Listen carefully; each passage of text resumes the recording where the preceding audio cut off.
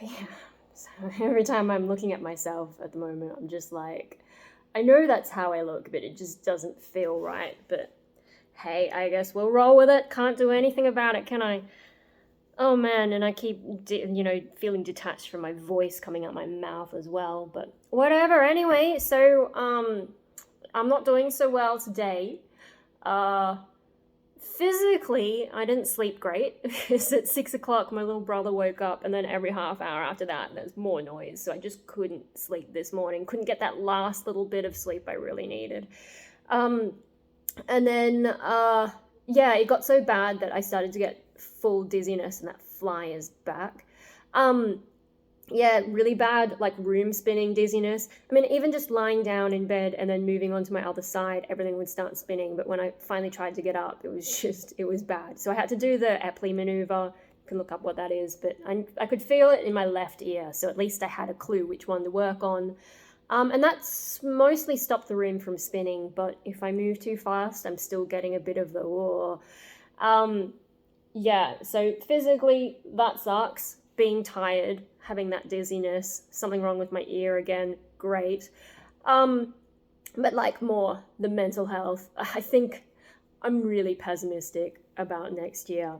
And I've been blocking things out pretty well, but yesterday I just happened to stumble on a whole bunch of Centrelink stuff and people talking about how Centrelink has screwed them over, and it's just brought back a lot of that anxiety because I'm going to have to deal with them in January. And then, I could get another medical certificate, but I'm a little bit concerned that it'll be like my previous, 2016 experience with them, where they keep saying that because I had some assessment by a rehab guy back then, not even a psychologist, it was a rehab guy, because he said this, I couldn't have any more medical certificates. I'm a little bit concerned that that might happen, and if that's the case, I'm not going to handle that well. I'm hoping it won't be like that, but yeah, there's all that anxiety. Also, the fucking government, we've got a new government this year, and they are taking away the extra psychology sessions. So in Australia, you can get 10 psychology sessions a year, subsidized by the government, but so not even for free, you still pay a gap. But during the pandemic, they increased it to 20 because, obviously people are going through a lot. And, basically anyone who knows anything has called for that to be made permanent, because 10 is such an arbitrary number, especially when you've got more complex issues. But no, this current government, they all talk about how they care about mental health, but the only thing that happens is they throw money at crap like Lifeline, who don't really help. They might help talk someone off a ledge, but if you've got any other problems, like there's no prevention for you getting there in the first place. Like, I shouldn't have to be pushed to that. And then I've called Lifeline many times in the past. I don't do it anymore because there's no point, but I've called them many times in the past, and like all they do is try and calm you down. After that, you're on your own again. And so you're just on this circus. Anyway, so they throw money at Lifeline, and then wonder why that wasn't enough. And so this year I used my full 20 sessions. Next year I'll only get 10 subsidized by the government, and then at the same time I have this Centrelink stress. So I'm like, I don't even know if I can afford that. I mean, I'm quitting my studio, so I won't have that expense anymore, but even getting rid of that, if Centrelink really screws me over and I have to leave for my own mental health, then I won't have any money coming in except for like bonsai, but that's not going to be enough to pay for everything. So yeah, I get to worry about that. And, financial anxiety is a thing that drives a lot of people into mental health problems. But no, they're not doing anything about that. So we're going to have to pay for the extra psychology sessions ourselves, or else go without.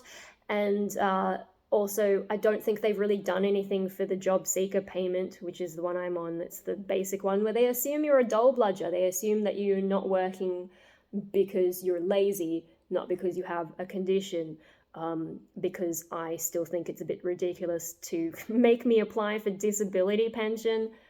I mean, they may drive me to that if they keep screwing me over, but, at the moment I'm still trying not to end up going down that route, particularly because if I apply and don't get it, that'll be worse than if I don't apply it at all, because when I do things, I put a lot of effort into them, and then I can get my hopes up, and the last thing I need is to have that come crashing down.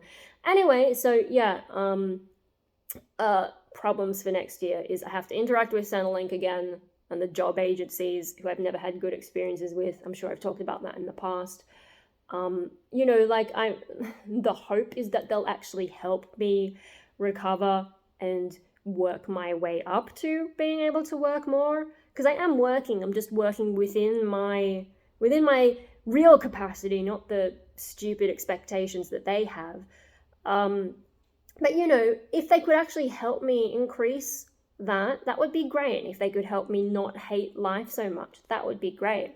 But I'm not expecting much, and I think it's going to be a shit show, but I have to try it, see what it's like. I have to do that for like my curiosity and to just confirm that I'm not, catastrophizing or misinterpreting the situation or making it out to be like it's worse than it is.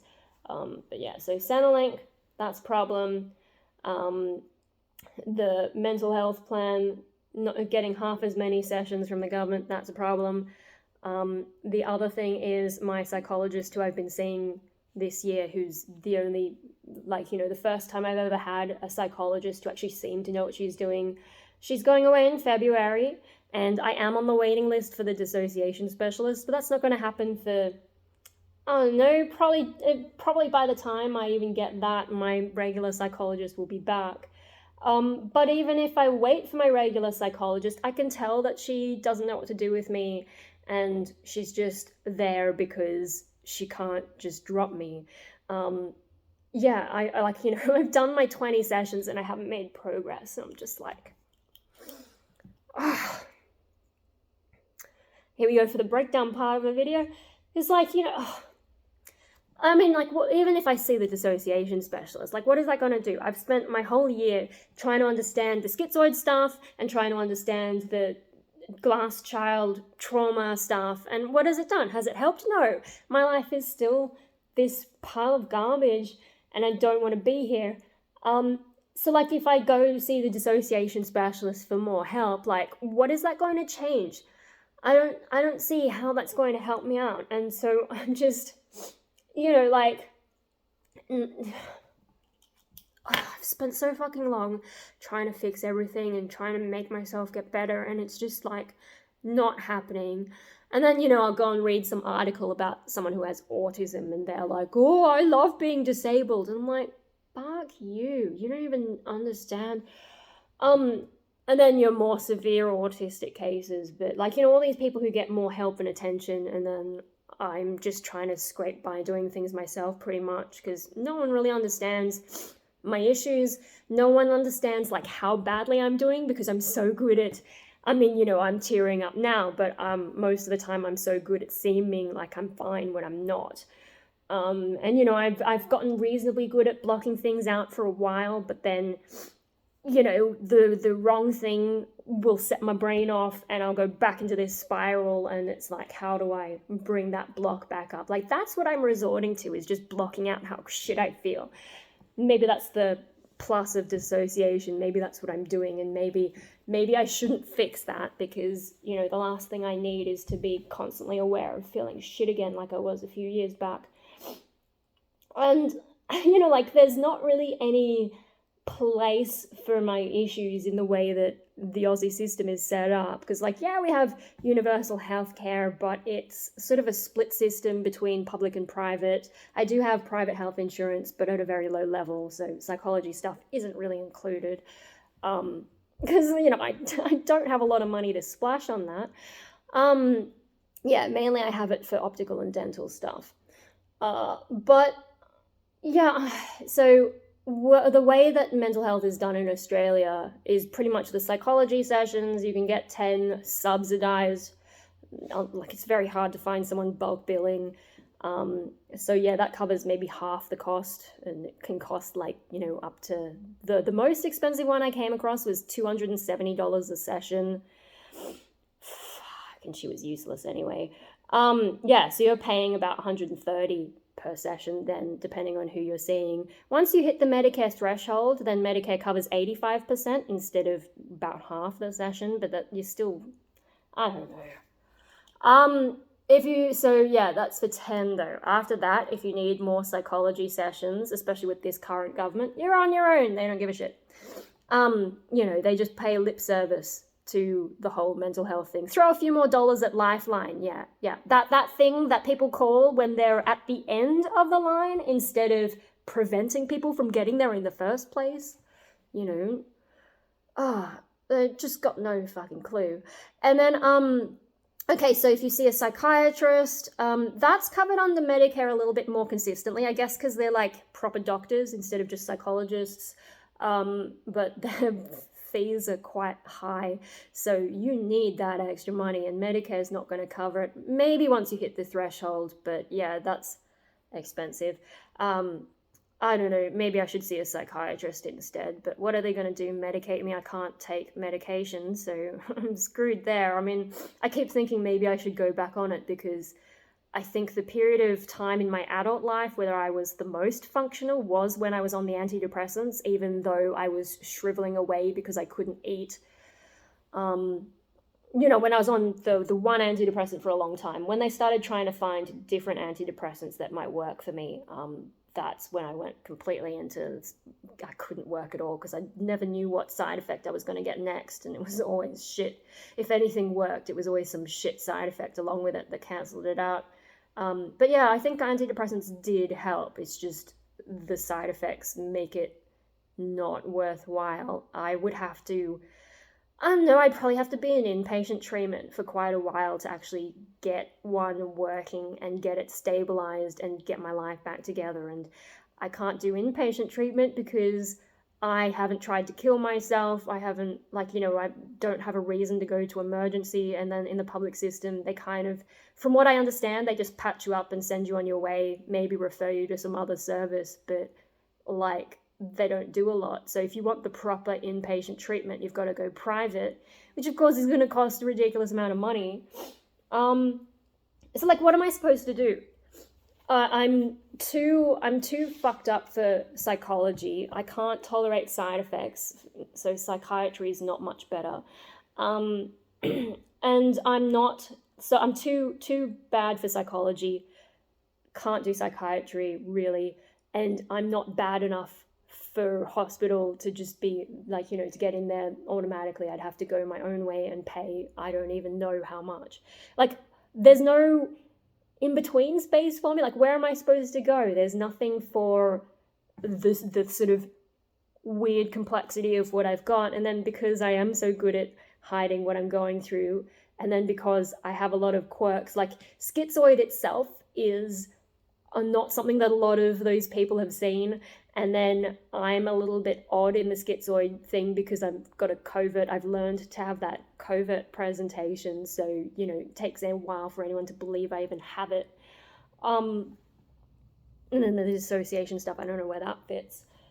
I feel like I'm not going to get the help that I need. And, they're waiting for me to do something and end up in hospital. And I'm just I'm not the sort of person who would make an attempt for attention. I'm if I'm going to try and, I feel like if I say it on YouTube, I'll get slapped with a thing, but, I'm not going to make any attempts. If I'm going to do all that, I'm going to do it properly, and no one will have a chance to stop me, basically.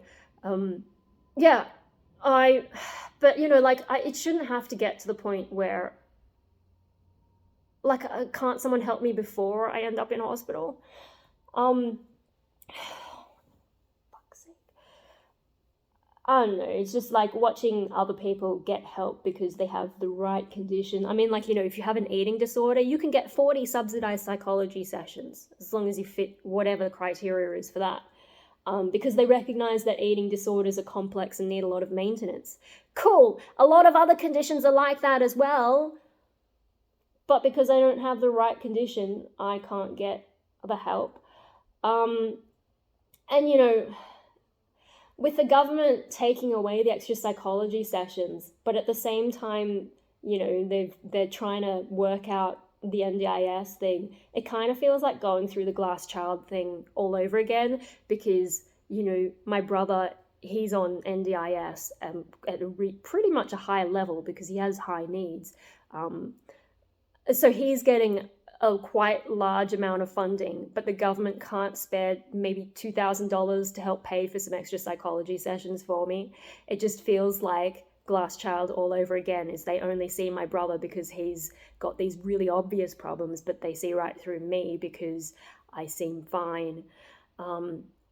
Yeah, that's frustrating. I mean, like, I get it. I understand why he gets more funding, but what am I supposed to do?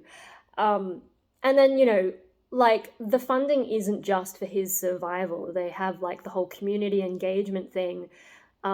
He can survive without that. And, like, this is just how I feel.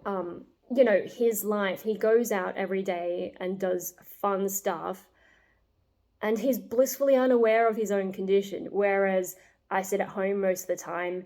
My life is shit and I'm aware of it, and there's nothing that seems like anything can be done for me. Because, like, you know, even though I'm pissed off at the government for taking away the extra psychology sessions, would that even make any difference? Because I've done my full 20 for this year and it hasn't helped really. You know, my psychologist, she won't say it, but I can tell, like, she's been hoping I would leave for a long time, which is what I've done in the past when things haven't worked out, is I've just quit psychology. But I really wanted to try and, you know, work on things this year, and it just, like, hasn't gotten anywhere. I've done the work, I've tried to do things, and there's just no results. So, you know, is it worth keeping on going to psychology? I mean, I haven't really done much on the dissociation type stuff, so maybe I should still give that a go, but there's still that nagging sense that it's not going to make any difference. Yeah, so I was having a bit of a spiral last night, like, pretty bad. I was sobbing so hard at one point that I was actually, like, I think I might have been starting to hyperventilate. I was, like, over-breathing and starting to feel a bit dizzy from that. And actually, the only thing that really, like, the thing that triggered me to calm down a bit is I was like, shit, maybe I should make a video update about this, but I didn't have my phone with me, and so I was just sort of thinking about it, and that sort of gave me something to focus on so that I would stop spiraling. So I guess I need to keep YouTubing, because if therapy doesn't work, maybe just talking to the fucking camera and uploading it is at least a distraction. And no, like, you know, if I ever do anything, no one's going to sit around going, we didn't know, why did you do that? It's all on the internet. So, you know. Anyway, so I guess thank you, YouTube, taking me out of that spiral last night, but my life's not any better. I don't really know what to do. Yeah, I had a really bad night. And then this morning, you know, when I first woke up at 6, things weren't so bad, but when I kept being woken up and couldn't get any proper sleep after that, that's when the brain went back into this pattern, and so I'm not doing well today. I'm just not optimistic about next year. You know, there's some music stuff that I might get onto, but, like, because if anything I have to rely on other people for, and things that people have told me they're going to do for me, they always forget, you know, they forget about things that they've said they'd do for me. It just, you know, they keep putting it off, or they think I've forgotten, and often I don't. You know, if someone tells me they're going to do something, I remember it. And so, and yeah, if they get my hopes up, that's the worst thing, getting my hopes up and then not doing the things that you say you're going to do. That's a lot worse, because I still remember it, I still think about it, and just being like, whatever happened to that? And I know I could chase things up, but I've chased things up so many times before, and there's just a point where it feels futile, and it's like, why even bother? You know, the easiest solution is to just stop believing people when they say they're going to do something. And so that sort of reinforces the whole feeling that people aren't going to help me, you know. And I think this year, with the whole, you know, learning about the trauma and all that kind of stuff, I've also finally I think, gotten to the point where I just accept that, you know, reality isn't going to change and I do need help and I'm not going to get it. I don't know. I don't even know if I'm being articulate in this video. It makes more sense in my head. Yeah, it's shit.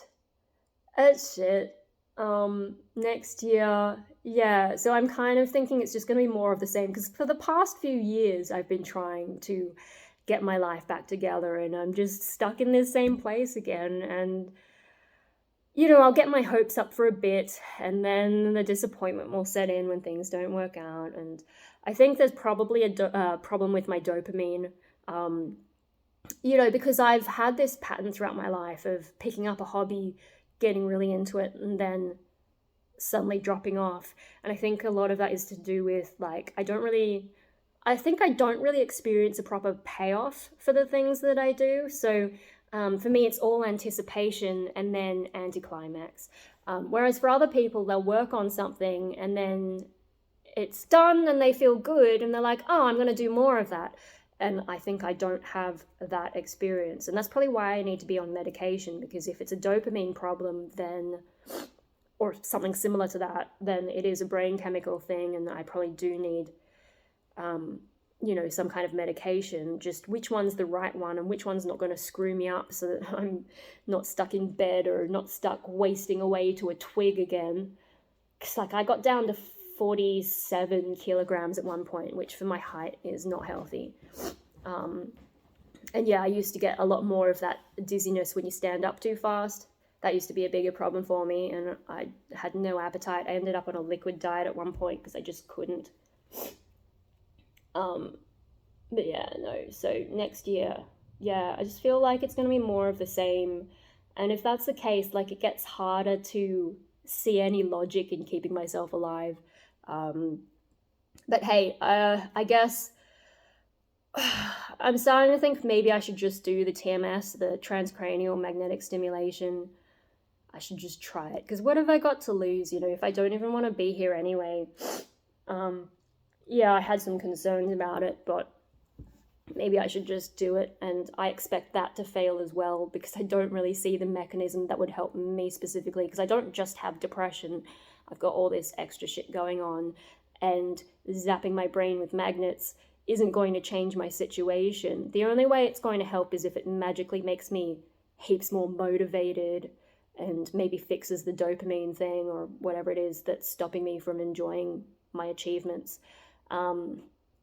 Yeah, like, if it can fix those things, then maybe I would be able to finally dig myself out of this rut, create a new situation for myself, and then maybe that would become a long-term sustaining thing. But that seems very unlikely to me, based on what I know. And yeah, so I don't think it'll help, but, like, what else can I do? What are my other options? There's not a lot of good stuff out there.